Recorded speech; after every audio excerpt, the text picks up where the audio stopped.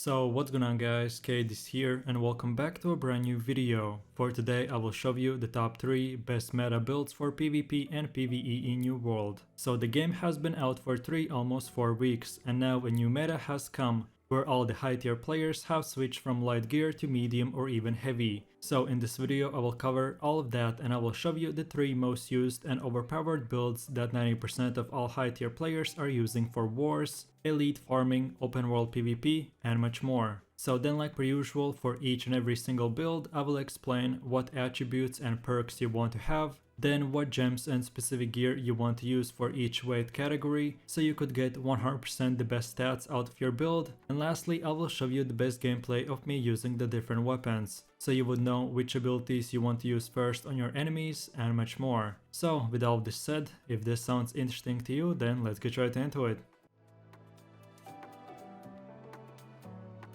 So then moving over to the first build, which is the one and only Great Axe and Hatchet. And these are the attributes you want to have. And just so you would know, this is the best tank/melee DPS build. And it is really good for PvP and as well PvE. So then like you can see, you always want to split all of your attribute points to half. So have 50% into strength and 50 in constitution. And around level 60 you should have 200 strength and 200 constitution. And if you have more than 250 strength it will bug out and will deal a lot less damage than normal. So you never want to go over that 250 strength mark. And last but not the least, for your gear you want to go with full heavy armor, and you can use a shield as well just to look cooler, but it's not required and won't give you any extra abilities or stats, so it is your own personal preference. So then for our first weapon we have the Great Axe, and these are the weapon masteries you want to have. So first of all you want to unlock the first ability called the Reap and then get these 2 perks. Then afterwards unlock the second ability called the Charge and then get these 2 perks. Then from this point now let's move over to the other side and unlock all these 3 perks. Then lastly unlock the last third ability called the Gravity Well and then get these 3 perks. And now from this point you're free to pick and choose which perks you want to unlock next.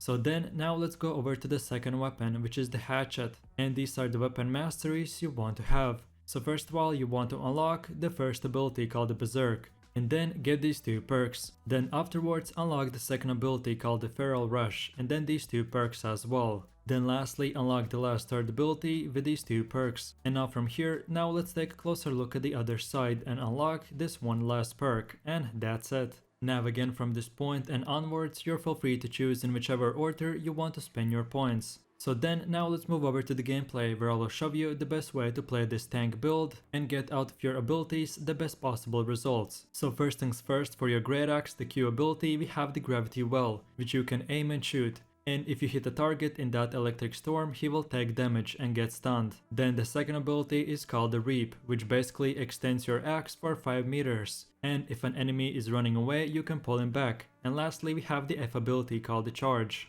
And this is another dash ability which will deal damage and give you more mobility.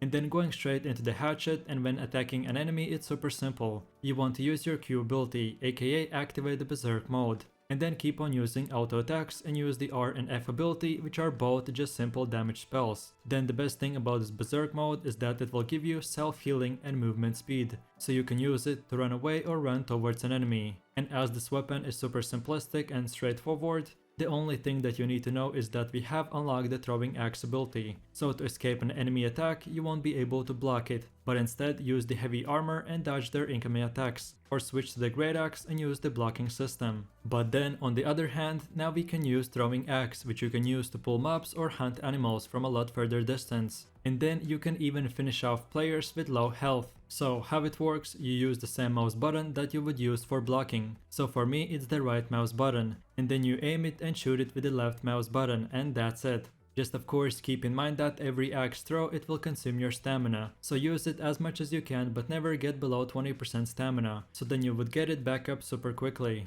And then as far as your weapon combinations go, for attacking a player first of all you want to use your Great Axe. and activate the gravity well, and then follow that up with the charge ability. Then when an enemy is about to run away, use your reap ability and pull him back. Then now switch to the hatchet and activate the berserk mode and keep on using normal attacks plus the R and F ability, which we already looked into, but they are just normal damage spells. And last but not the least, if you are fighting against a melee DPS build, between attacks remember to block. So do 1 or 2 light attacks and block and keep on doing that. And when you fight against a ranged player, try to run around and dodge his spells, with the jumps and moving your character from one side to another. By doing this, you can still move forwards and attack a player, but you make it a lot harder to hit you while you are closing the distance. Okay, and now for my last and final conclusions for this build. This hatchet and great axe weapon combination right now is super strong, and as you're using a full heavy armor, you can easily fight 3 or even 4 players just by yourself.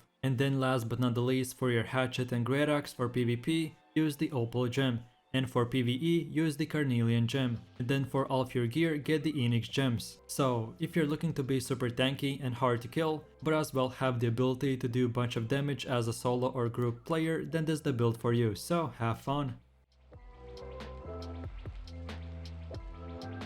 Then moving over to the second build, which is the one and only Fire Staff and Ice Gauntlet, and these are the attributes you want to have. So first things first, no matter from which level you start using this build, you first of all want to get your intelligence to 150 or even 200, and then start building your constitution. And at the end game, always have this 3:1 ratio, so have intelligence 3 times more than constitution. And around level 60, you should have 300 intelligence and 100 constitution. And last but not the least, for your gear, you want to go with the medium category. And the best gear setup is to have medium helmet, heavy chest piece, light gloves, heavy pants and light footwear / boots. And this will give you 29.9 kg weight, which is exactly just below the heavyweight category. So then moving over to the first weapon, which is the Fire Staff. And these are the weapon masteries you want to have. So first of all, you want to unlock both these 2 perks and then the first ability called the Fireball, and then get these 3 next perks. Then afterwards unlock the second ability called the Pillar of Fire, and then the next perk to that as well. And now let's take a closer look at the other side and unlock all these 3 perks. Then lastly unlock the last third ability called the Burnout, and then get these 2 perks. And now from this point you're full free to pick and choose which perks you want to unlock next. Okay, and now let's move over to the second weapon, which is the Ice Gauntlet. And these are the weapon masteries you want to have. So first of all, you want to unlock all these 3 perks and then the first ability called the Ice Storm, and then get these 3 next perks. Then from here, now let's move over to the other side and unlock this 1 perk, and then the second ability called the Ice Shower, and then unlock the next perk to him as well. And lastly, unlock the last third ability with the next perk. And now from this point, you'll feel free to use your points in whatever order you like. Okay, so now let's go over to the gameplay, where I will show you the best way to play this build. So first of all, we have the Fire Staff, and the Q spell, aka the Burnout, is a big dash spell, which you can use for mobility, or if you hit enemies while dashing, they will take extra burn damage. Then the R ability is called the Pillar of Fire. I usually use it only on groups of players and never in 1v1s, because it will deal decent damage, but you have to stand still for a second while casting the spell. And by doing that, you become an easy target to the enemy shots. So basically only use the spell in group PvP. And lastly, we have the F ability called the Fireball, which is very powerful damage spell. And as it is a AoE spell, you don't have to hit directly an enemy. You can just aim it at the ground where the target is standing on, and it will damage him as well. So now let's move over to the second weapon, which is the Ice Gauntlet. And your Q spell is called the Ice Storm, which all enemies standing in it will get damaged and slowed. And the more enemies you hit, the higher damage you will get. Then your R ability is called the Ice Shower, which when using will create an ice wall. And if players go through it, it will stun them. And lastly, the last third ability is basically like an ice block, which by using you put yourself in a block where players cannot damage you. And you can go to that ice block by pressing the same F key, or instead press the left mouse button and make it explode, while going out to that ice block, dealing even more damage to the enemies. So as far as your ability combinations go for the Ice Gauntlet, when farming mobs or even players, the best spell combination to do is place the Ice Storm, aka the Q ability, and then go ice block by pressing the same F key. And players or mobs standing in the storm will be taking a lot of damage every second, and you will be fully protected in the ice block. Then of course place the ice shower, aka the R ability, whenever you want to stun an enemy or run away from him, and this will create a wall which the enemy cannot go through. And then as far as your fire staff abilities go, use the fireball and pillar of fire on grouped up enemies. And to run away from players or run towards them, use the burnout ability. And especially in wars, this spell is really good because when you use it and it dashes, it will do damage to all players that you just dash through. So you can easily one-shot enemies if they're just 30% health. And with all this said, now let's go over my final conclusions for this build. This Fire Staff and Ice Gauntlet weapon combination right now is by far the best DPS build that you could have in New World. And it is the best PvP/PvE build for everything. Because of the medium armor and us having at least 200 intelligence, every dodge that we do we can get 10 mana. So with medium armor you get 3 dodges. So every second or 2 you can dodge again and basically get 30 mana every 3 to 4 seconds. And this is super useful in wars and expeditions. So remember to keep on dodging, and not only this will give you mana but as well will make you a lot harder target to hit. And then of course, last but not the least, for the Ice Gauntlet you want to use the Emerald Gem. Then for your Fire Staff, get the Diamond Gem. And then for your gear, amulets and everything else, use the Enix Gems. And that's about it. So if you're looking for the best and highest damage build for mages, then this is the weapon combination for you. So have fun.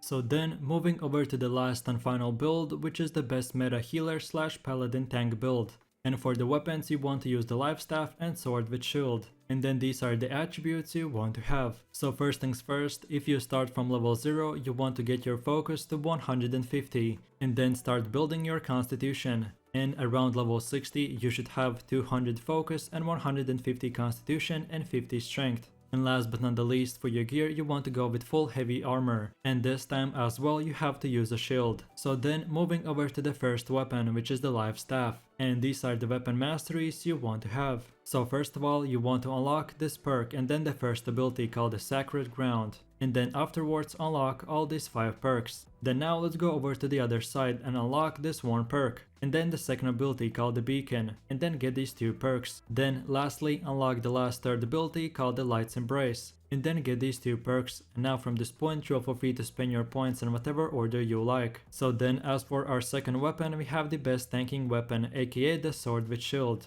and these are the weapon masteries you want to have. So first things first, right off from the start you want to unlock both these 2 perks and then get the first ability called the Leaping Strike, and then get these 2 perks. Now from here, now let's move over to the other side and unlock the second ability called the Shield Rush, and then get these 4 perks. And then lastly unlock the last third ability called the Defiant Stance, and then get these 2 perks. And now from this point you're feel free to pick and choose which perks you want to unlock next. Okay, so now let's go over to the gameplay where I will show you the best way to play this build. So first of all, you are a off tank/off healer. And right now in the current meta, this build is used to capture points in wars or just have the main role of standing in front of enemies and them not being able to kill you. So then for the life staff, your Q ability is called the Sacred Ground, which you have to point and select the area you want to place it in, and then cast it for a split second. Then the R ability is called the Light's Embrace, and it basically works the same way, just for a single target. And lastly we have the F ability called the Beacon, which you can just aim and it places a huge healing on the ground.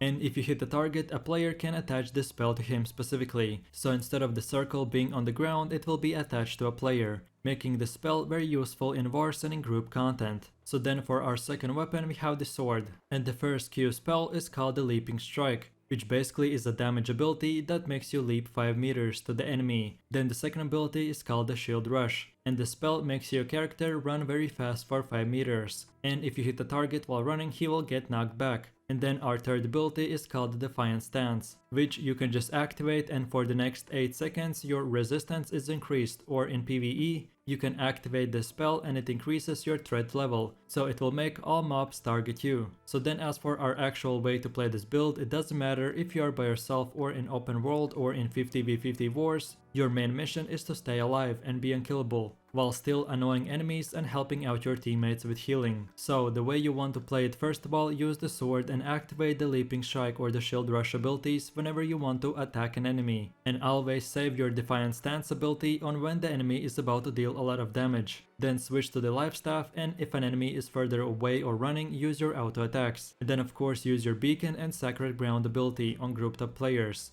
/ teammates. And to heal yourself or other single target players, activate the Light's Embrace, which you can basically spam every 2 to 3 seconds. So now in my final conclusions for this build. This life staff and sword with shield weapon combination is not meant to deal a lot of damage, but instead it's built to survive multiple players by yourself and still have the option to help out your teammates and deal decent amount of damage to the enemies. Right now healing staff in general and heavy armor is broken, and it has way too much resistance and healing output capability, so as long as the current meta doesn't change, this is by far the best unkillable tank / healer build. And then last but not the least, for your life staff you want to use the diamond gem, then for your sword use the carnelian gem for PvE, and for PvP use the opal gem. And lastly, for all of your gear, amulets, rings and everything else, use the Enix gems. So in a quick summary, if you're looking for the best build that players won't be able to kill you in, then this is the build for you, so have fun.